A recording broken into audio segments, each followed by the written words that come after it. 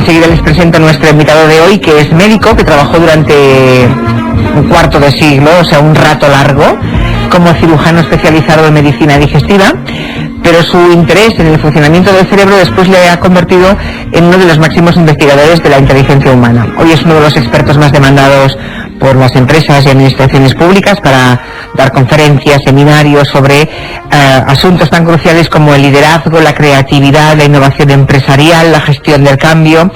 Tiene ya varios libros en el mercado, entre ellos Reinventarse, lo tengo aquí encima de mi mesa, que ya ha vendido 60.000 ejemplares y ha sido traducido a 10 idiomas, prueba de que el asunto interesa en todas partes. Ahora Yo es otro, del que ha vendido también 20.000 ejemplares en un mes. Luego tiene Madera de líder, Vivir es un asunto urgente. En fin, doctor Alonso Puig, buenas tardes. Muy buenas tardes. ¿Alonso es apellido? Es apellido. Pues sí. Nombre, es apellido. Sí, sí. Mario Alonso Puig. Eso es. Le tengo que llamar doctor Alonso. No, Mario, por favor. Bueno. Usted dígame lo que quiera, que yo haré lo que me parezca oportuno. Los invitados les llamo siempre de usted. Muy bien. Y doctor. Muy bien. Bueno, bienvenido. Muchas gracias. Por cierto, ¿sabe usted que viene el día más triste del año, Mario? ¿Sí? Eso ha dicho un señor de la Universidad de Cardiff, que ha combinado diferentes variables, clima, salario, las deudas, tiempo transcurrido desde Navidad y patín patán, y dice 16 de enero, el día más triste del año. Bueno, a mí no me lo parece. ¿Ve? Para nada. ¿Será que el pensamiento positivo es bueno al final? Sí. Sí. ¿Qué es lo que le llevó a usted a reinventarse, como dice el título de su libro? Es decir, dejar una especialidad como la cirugía digestiva y pasar a este otro campo. Cuando entré en medicina, como no sabía nada de medicina, pues me compré un libro de historia de la medicina, publicado por el profesor Leinentrago, y leí que médicos griegos, pues en siglos VII antes de Cristo, habían descubierto que se podía curar con la palabra. Ajá. Aquello me impresionó profundamente y me di cuenta de que en la facultad, cuando ya entré allí, no me hablaban para nada de esto, no me hablaban de emociones, no me hablaban de cercanía, y me dediqué a estudiarlo por mi cuenta, a investigar, etcétera, etcétera. Claro, fueron pasando los años, fui aprendiendo bastantes cosas y llegó un momento en el que empecé a aplicar ciertas metodologías en mis enfermos. Y empezaron ellos a notar cambios, tanto físicos como a nivel emocional, en su ilusión, etcétera. Y me dijeron, oiga, ¿y esto usted cómo no lo lleva a públicos más grandes? ¿Por qué no lo lleva a las empresas? Y dije, pues porque yo soy médico, soy cirujano, no veo qué hago ahí. Usted podría ayudar a muchas personas. Bueno, pues empecé a ir a algún sitio, me invitaron, daba una conferencia aquí, otra allí, aquello fue creciendo. Efectivamente, llegó un punto en que dije, yo tengo que ahora tomar una decisión y elegí seguir con lo que estoy haciendo ahora. Bueno, los procesos del sistema digestivo y del cerebro sabemos que son los que gastan más energía, ¿no? En el ser humano. Sí. ¿Qué más tienen en común el cerebro y las tripas? Tienen mucho en común. Se sabe, por ejemplo, que en el tubo digestivo existe un cerebro que puede ser autónomo del cerebro que tenemos en la cavidad craneana. Es un cerebro en el sentido de que tiene una serie de plexos, los que se llaman plexos de Menzel y Auerbach, segregan sus propios neurotransmisores, segregan sus propias hormonas y pueden independizarse. Sabemos además que existe una conexión muy profunda con este cerebro, entre este cerebro digestivo, lo que se llama la ínsula de Ryle, que es una estructura cerebral en las profundidades del lóbulo temporal fundamental en los sentimientos. Por eso esa frase tan del mundo anglosajón, lo siento en las tripas, ¿no? Hay la sensación de que en el fenómeno intuitivo puede existir una conexión a estos niveles. Y además hay un cierto traspase o trasvase de terminología, ¿no? A veces decimos que alguien es visceral en su comportamiento y eso solo, ¿no? Es muy visceral, o que piensa con el estómago o con las tripas, o cuando estamos nerviosos hablamos de que tenemos mariposas en el estómago, no en el cerebro, ¿no? Eso es, por supuesto. De hecho, los estados emocionales intensos uno normalmente no los nota en el brazo, ni los nota probablemente en el riñón. Ahora, en el tubo digestivo siempre. Por cierto, hablando del tubo digestivo y de esa capacidad que seguramente muchos ignoran y que acaba usted de describirnos, ¿tendrá algo que ver con lo bien que se siente la gente de vida, como se decía antes, cuando acaba de comer muy bien? Sí. ¿La alegría que da comer bien? Por supuesto. ¿O la mala leche, con perdón, que tienen los que nunca comen y pasan hambre, pasar de delgado siempre? Sí, es curioso porque, por ejemplo, en medicina, es muy, sobre todo en cirugía, es muy importante alimentar a una persona lo antes que se pueda a través del tubo digestivo. No es lo mismo usar nutrición parenteral, aunque tenga las mismas calorías y los mismos ingredientes, por llamarlo de alguna manera, que a través del tubo digestivo, porque sabemos que la alimentación a través del tubo digestivo pone en marcha el sistema inmunitario, el sistema que nos protege frente a bacterias, virus y tumores. Y por supuesto segrega, por ejemplo, la serotonina. La serotonina es una hormona clave en los estados de ánimo, son las más importantes. Bueno, el doctor Mario Alonso Puig es experto en psiconeuroinmunobiología. ¿Qué es eso exactamente? O sea, si voy fraccionando las palabras, pues ya vemos por dónde va, ¿no? Psiconeuroinmunobiología, pero así todo junto, ¿qué significa? Significa que el sistema inmunitario, el sistema que nos repara de las lesiones, que nos defiende frente a las agresiones, para activarse utiliza el sistema nervioso, estructuras físicas, todo lo que es el cerebro y el neuroeje y todos los nervios.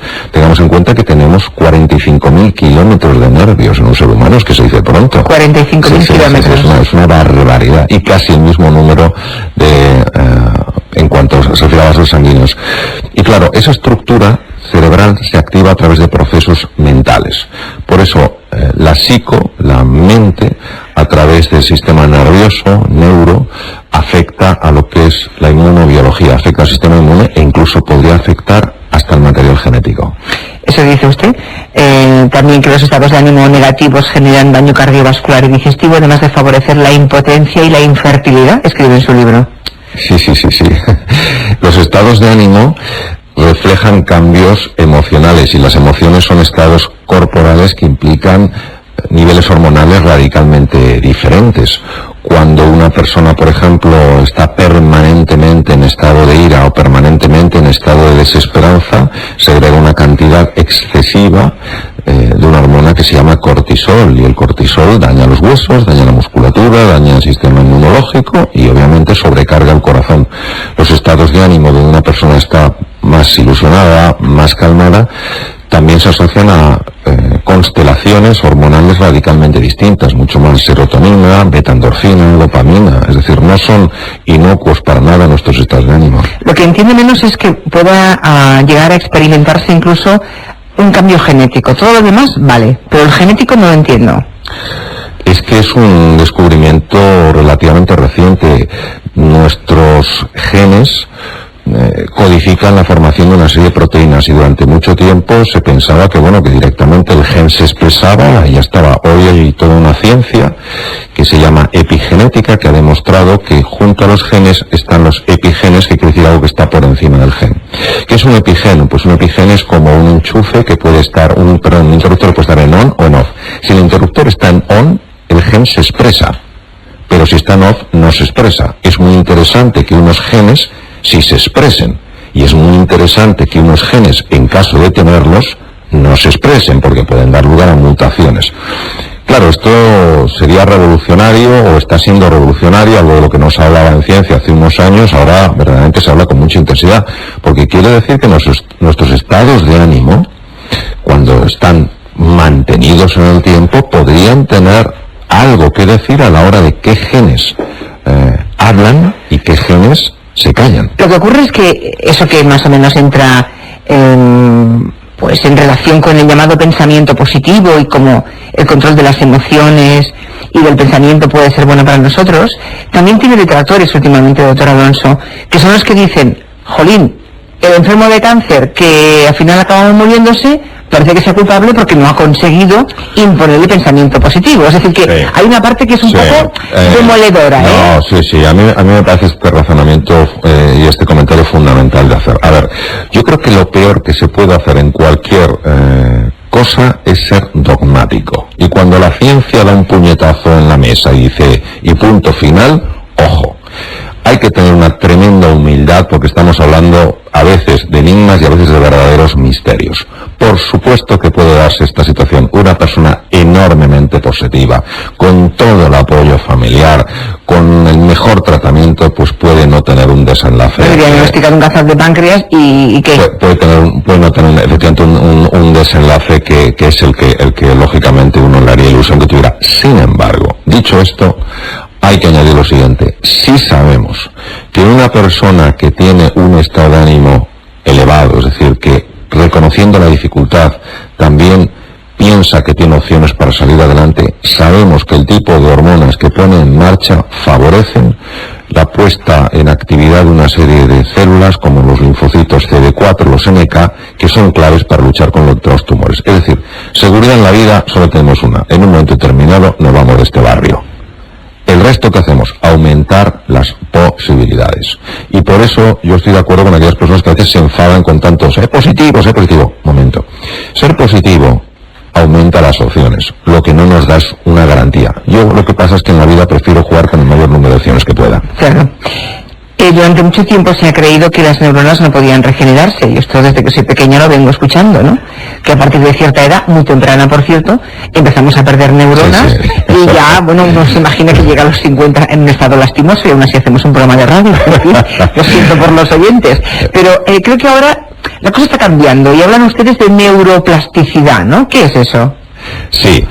Efectivamente se pensaba que llegaba un momento en edades tempranas en las que el cerebro no solamente ya no evolucionaba, sino que involucionaba. Y esto es porque la complejidad de una célula nerviosa, una neurona, es tal, recordemos que se conecta con un promedio de otras, con 10.000 neuronas diferentes, pues claro, esto es imposible. ¿Qué se ha descubierto? Se ha descubierto la neuroplasticidad. ¿Qué es la neuroplasticidad? Y por supuesto estoy hablando en adultos. La capacidad de formarse nuevas conexiones. ¿Qué es la neurogénesis? La capacidad de formar nuevas neuronas. ¿Por qué? ¿Porque se reproducen? No, las neuronas no se reproducen. Porque se generan a partir de células madre que están situadas en las cavidades cerebrales. Estas células emigran a ciertos lugares y ahí se transforman en neuronas. Fantástico. Sí. Sí. Bueno, pues nos da una alegría. Ay, yo cuando me enteré me dio una alegría tremenda. Sí. Por cierto, eso de que usamos una parte muy pequeña de nuestro cerebro, es verdad, también desde que soy pequeña lo escucho. Usamos un 10% del cerebro, siempre he pensado que era una majadería. Sí, yo también lo he pensado por una sencilla razón. Solo puede conocer uno cuál es el 10% si conoce el 100%. Exacto. Si no conocemos el 100%, ¿cómo vamos a decir lo que es un 10%? Lo que no cabe... ¿Y por qué conocemos el cerebro? ¿Hasta dónde podemos conocer? ¿El 40, el 30?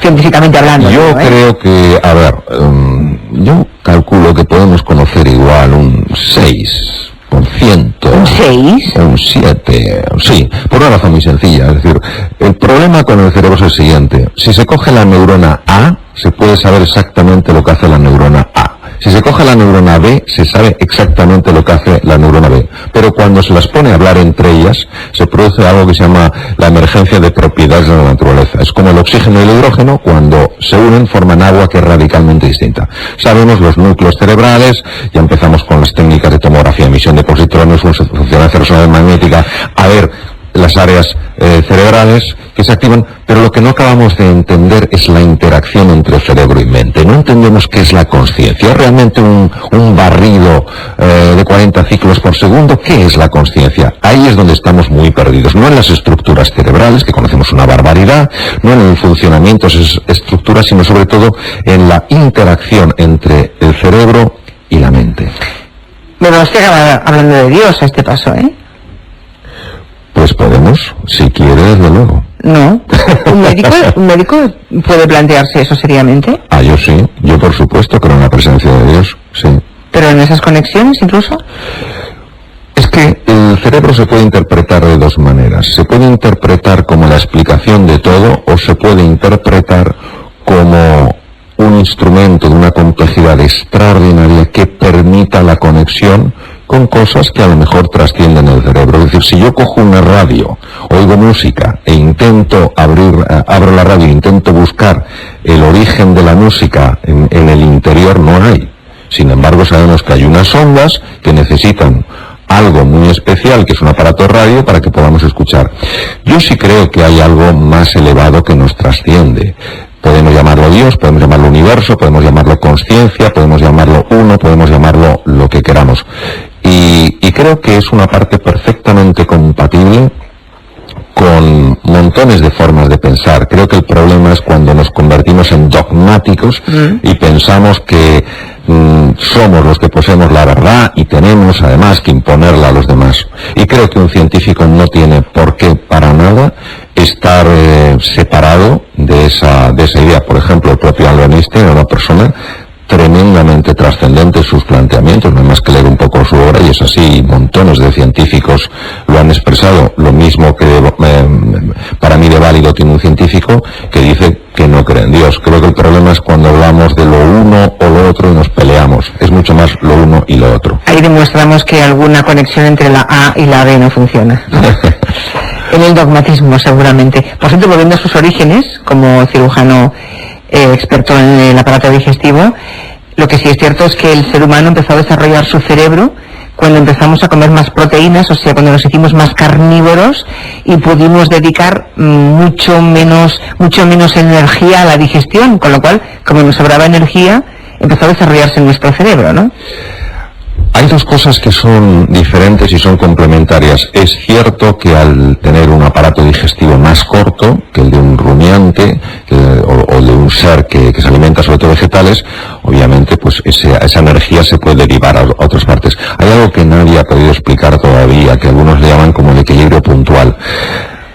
Una cosa es el Homo habilis, hace 2 millones de años, que efectivamente, como consecuencia que comía carne, tuvo un desarrollo cerebral mayor, y otra cosa es el Homo sapiens sapiens. El Homo sapiens sapiens, que apareció hace 150.000 años en el este de África, tenía algo radicalmente distinto al resto de las especies. Es lo que se llama la mente simbólica.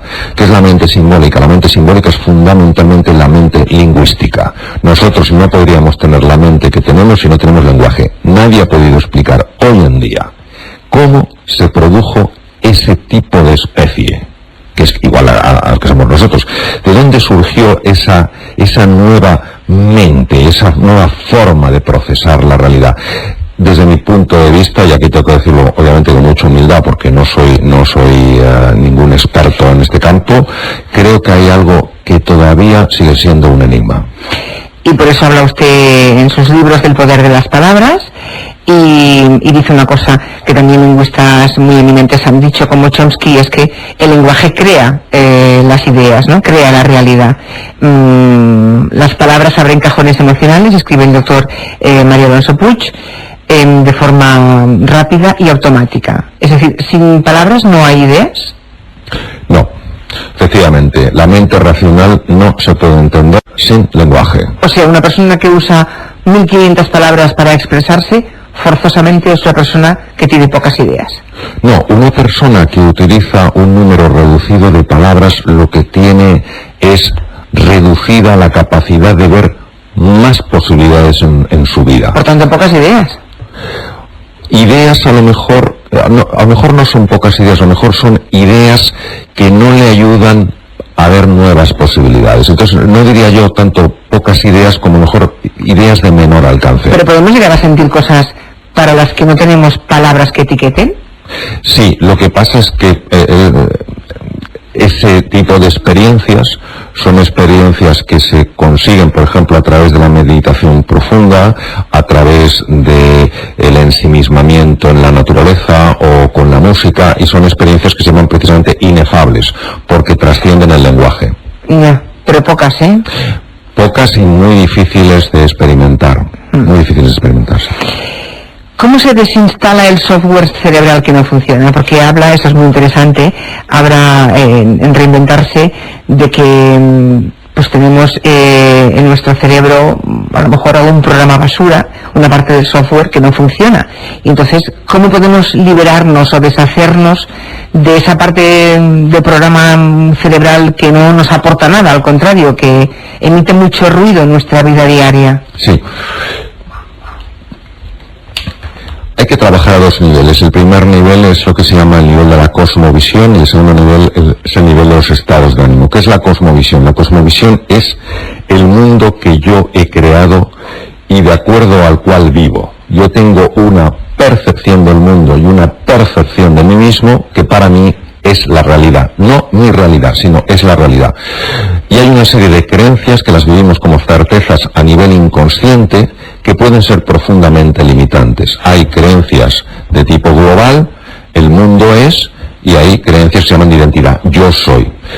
Hace falta un trabajo de observación de uno mismo para darse cuenta de hasta qué punto detrás de conductas que nos están limitando en la vida, hay ideas que vivimos como realidades.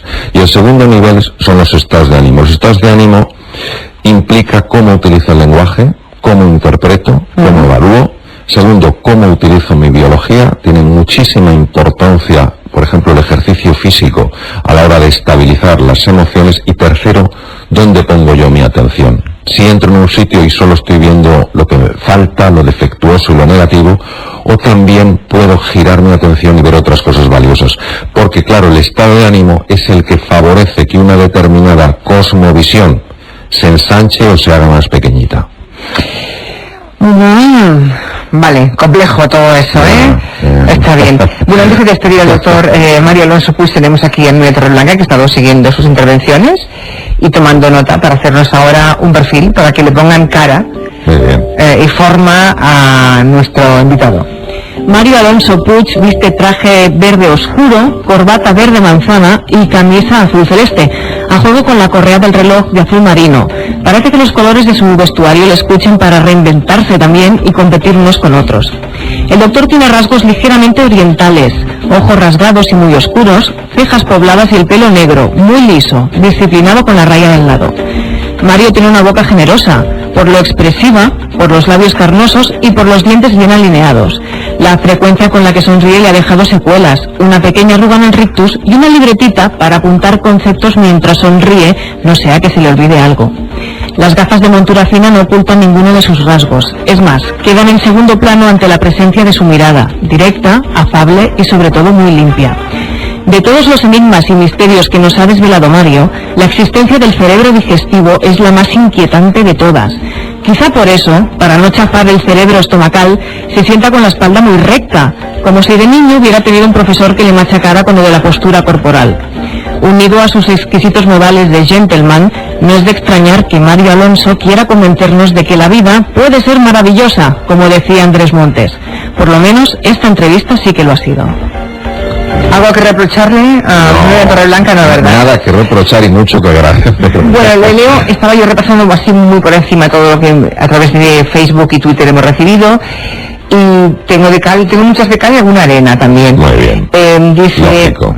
Sí, pues no sé, por ejemplo, dice por aquí que le está encantando escucharle. Marian Torres dice que solamente con escucharle se siente mucho más positiva, enhorabuena por su trabajo. Otro dice que su voz le recuerda a la de Eugenio, que tiene esa voz grave como la de Eugenio, sí. Otro dice que es curioso que crea usted en Dios como científico. Yo conozco muchos científicos creyentes, pero por otra parte, ¿no? Antonio dice que cuando él tenía ansiedad, lo primero que hacía por la mañana al afrontar el día era vomitar por los nervios. Sí. Imagínate, corroborando esa conexión, ¿no? Entre el cerebro y tal. Y la vida. Luego dice por aquí Bartolomé Belbona, que es cardiólogo, y le pregunta, en recuperar lingual. Lo siento, pero es que no lo entiendo esto. Falta un par de palabras, doctor Balbona, y no puedo leerle. Luego tengo por aquí un oyente llamado Alejandro Ortega, que dice que le está pasando cancha a una persona que divulga de forma reinterpretativa las investigaciones de otros. No sé exactamente qué quiere decir. Bueno, pues que es estupendo verle cómo habla, pero mezclar la fe con la neuropsicología me parece muy científico. Y además entiendo que lo diga.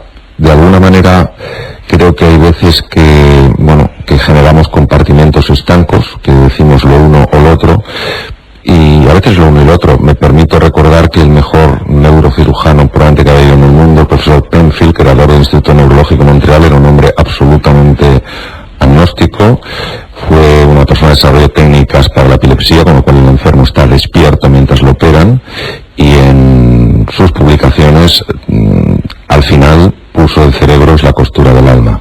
Uh-huh. Ser positivo, con eso acabamos, lo escribe José María Ruiz en Twitter, no es garantía de éxito, pero aumenta las posibilidades. Y a mí me gusta tener muchas opciones. Es una frase que dijo usted y que resulta a modo de titular este oyente que nos ha hecho trabajo de resumen ya. Doctor Alonso Puig, gracias por acompañarnos. Muchas gracias. Hasta la próxima. Buenas tardes.